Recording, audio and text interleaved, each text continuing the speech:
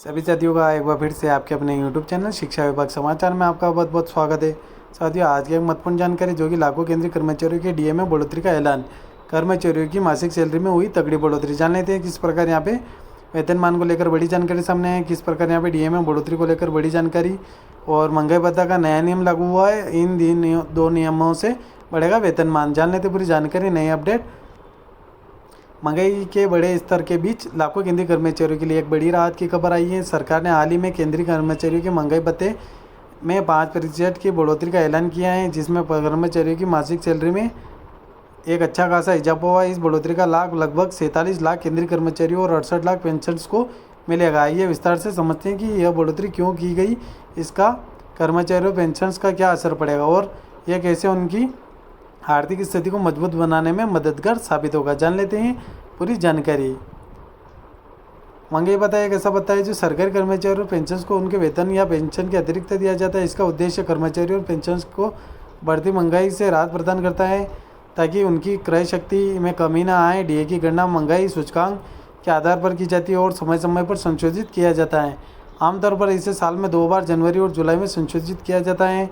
महंगाई भत्ते में वृद्धि का संबंध सीधे महंगाई दर से होता है। जब महंगाई दर बढ़ती है तो सरकार डीए में वृद्धि करती है ताकि कर्मचारियों की क्रय शक्ति बनी रहे। इस उद्देश्य के तहत सरकार ने केंद्रीय कर्मचारियों के डीए में 5% की बढ़ोतरी तय की है। डीए में 5% की वृद्धि का निर्णय हाल ही में हुए। इस निर्णय के बाद केंद्रीय कर्मचारियों का महंगाई भत्ता 45% तक पहुँच गया। यह बढ़ोतरी केंद्रीय कर्मचारियों और पेंशनर्स को दोनों के लिए लागू होगी। इस वृद्धि का लाभ उन सभी कर्मचारियों को मिलेगा जो केंद्र सरकार के अधीन कार्यरत है। इससे पहले कर्मचारियों का डीए 40% था और अब इसे 5% बढ़ाकर 45% किया गया है। किस प्रकार से की गई वृद्धि?